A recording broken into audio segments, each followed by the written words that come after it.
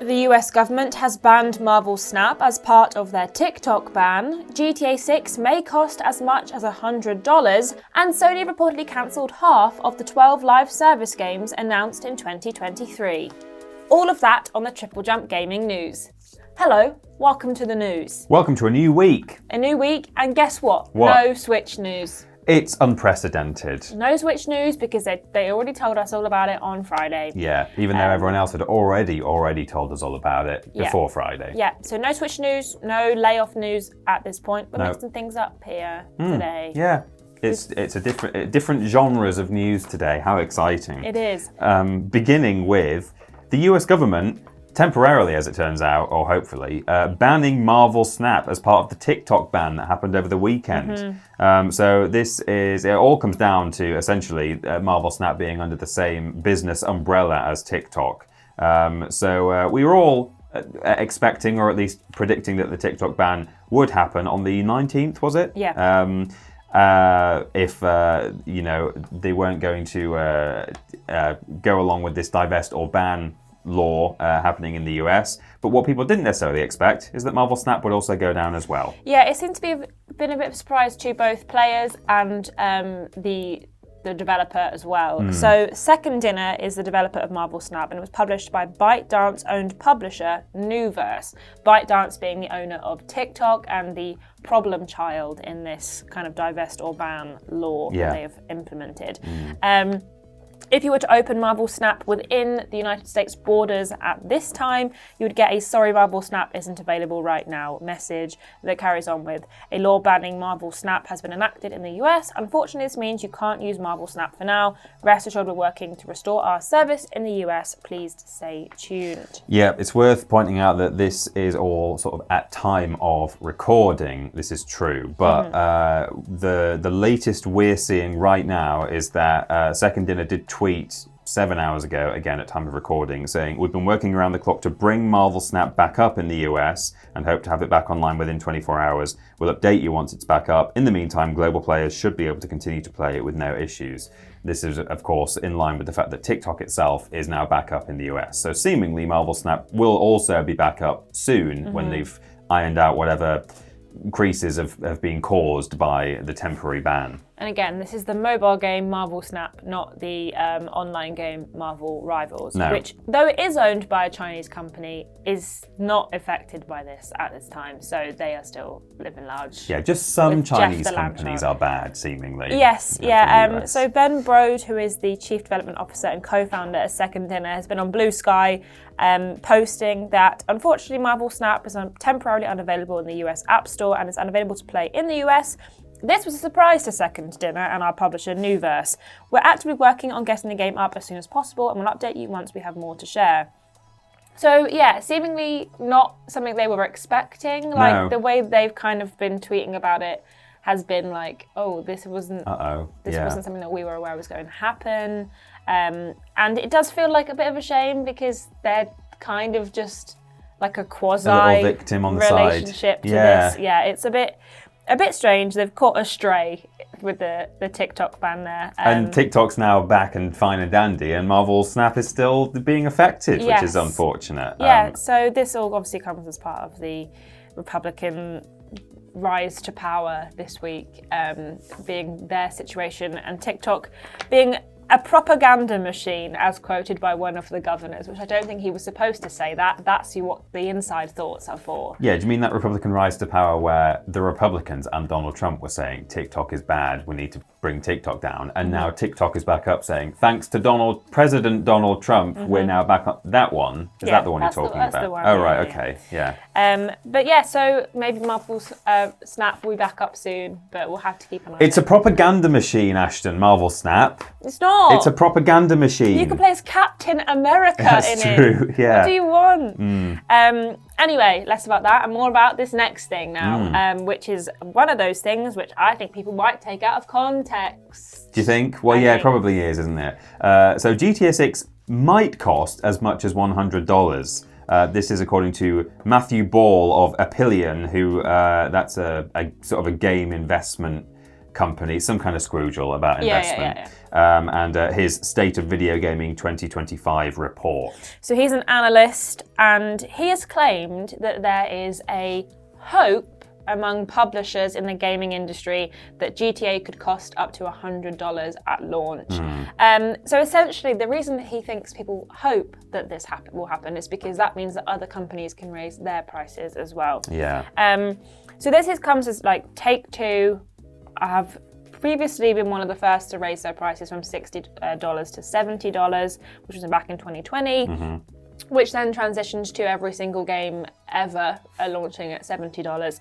So while it's like still not confirmed how much this game will cost, if Take-Two take the plunge and decide to charge $100 for a game that will sell very, very well, there is potential that this will inspire a bunch of other publishers and developers to also release their games at the same price. Yeah, concerning, because the kind of the justification around this on the part of the publishers is, oh, well, you know, we have to increase our price because games take so long to make, exactly. They're so expensive, that so many money people comes involved. in and we can invest that into game development. I mean, whether that is actually how it goes and how it will go if this price increase does become commonplace, I don't know. You know, is it just mostly going to line the pockets of execs rather than, you know, filter?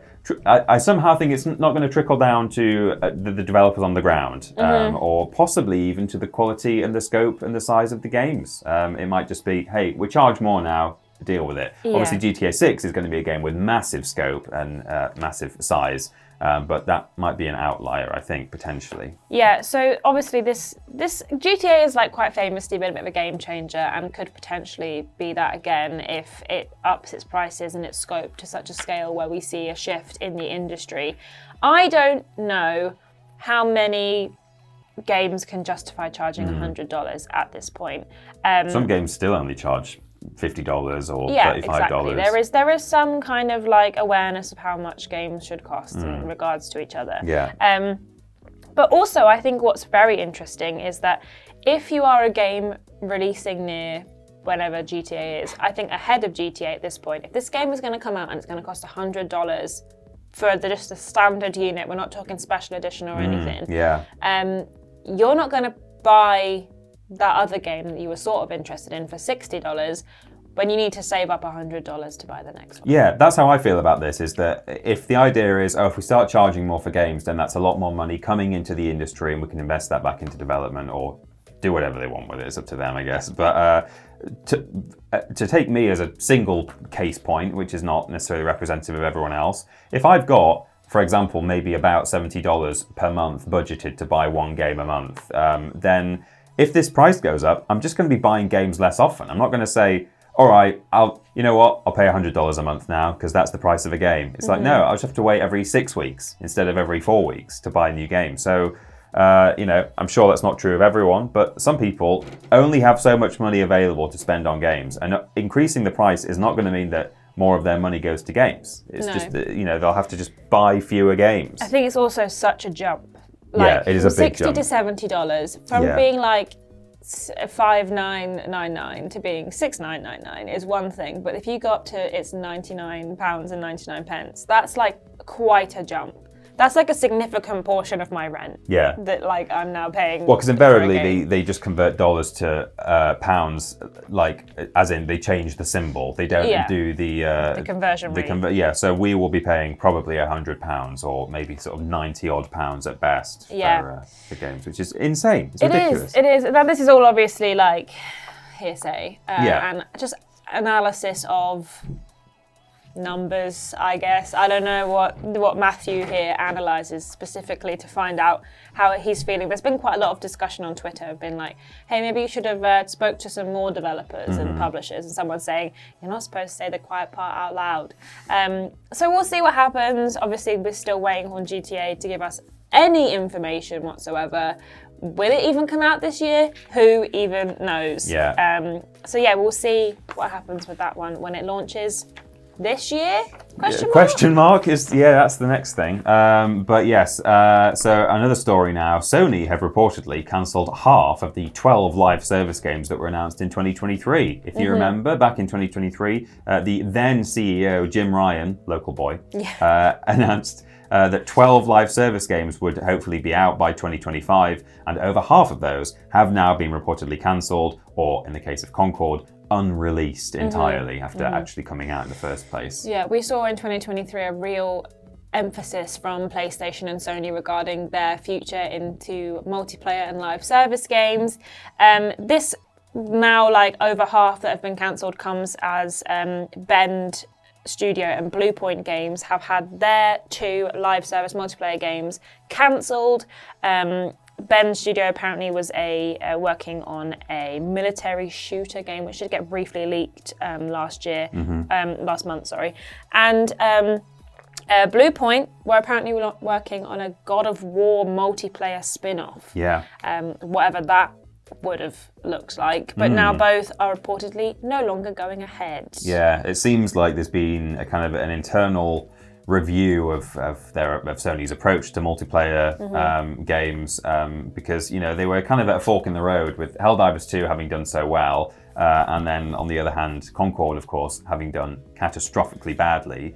It probably would have been easy for them to justify either direction and say, hey, just so you all know, Helldivers 2 did so great, so we're going to carry on with our 12 live service games or 10 live service games. But it does appear that they have gone slightly more down the Concord route of, okay, let's not put all our eggs in one basket. Yeah, so there was a list that I found, and I should have put it on this, but my phone is, I know how unprofessional I am, of the games that were cancelled by PlayStation, specifically live service games of the past year. We had Concord, which was unreleased. The unannounced God of War game was cancelled. The Last of Us multiplayer was cancelled. The Spider-Man 2 multiplayer was cancelled. Yes. Bend Studios game was cancelled. Twisted Metal by Fire Sprite was cancelled. The London Studios co-op game, the studio was closed and the game was cancelled. Deviation Games multiplayer game was also cancelled, and Payback, which was Bungie's Destiny spin-off, was also cancelled. Right, I don't remember some of those. Yeah, so exactly. Yeah. So, there's been seemingly a shift behind the scenes at PlayStation regarding what they are valuing. Apparently they're still planning on making both single-player and multiplayer games. And a Sony spokesperson confirmed to Bloomberg that Bend and Bluepoint are highly accomplished teams who are valued members of the PlayStation Studios family. We're working closely with each studio to determine what are their next projects. Yeah, and in the meantime, of course, we do know that the Horizon Zero Dawn multiplayer spin-off thing is seemingly still happening. They do appear to be really going all in on Horizon at the moment, and hopefully that works out for them. But personally, I'm not that disappointed that lots of live service stuff has been cancelled. Yeah. I certainly hope that it doesn't then lead to layoffs and such. So hopefully both Bend and Bluepoint can be sort of reassigned or given a new project. Yeah, they've not been closed, but No. layoffs could very much still happen if neither of them are working on any games. So yeah, those are now gone. So I hope you weren't looking forward to that God of War multiplayer. I'm absolutely baffled by what that could have been. I know. I can see how something like The Last of Us could have a multiplayer, because you could just turn it into a third-person shooter game. Spider-Man multiplayer, dunno, swinging around That was doing meant to be like a multiversal crime fighting together, or I don't know. But God of War, what would have that looked like? I don't know. Really strange. Let us know what you thought about everything we discussed. Would you pay £100 for a GTA if it launched at that as a base price? And make sure you're following our social media platforms to get all the latest up-to-date news. And speaking of Concord, if you wanted to find out what went wrong with Concord, we did a big old video on that over the weekend, and just deep dived into everything that went wrong, which was a lot. Which is why Sony have now not doing any of these. Yeah. But yes, check that out. Came out over the weekend. And thanks for watching. Hit that subscribe button. Ding that bell. Punch that bell. And we will see you all on Wednesday. All right. Bye. Bye.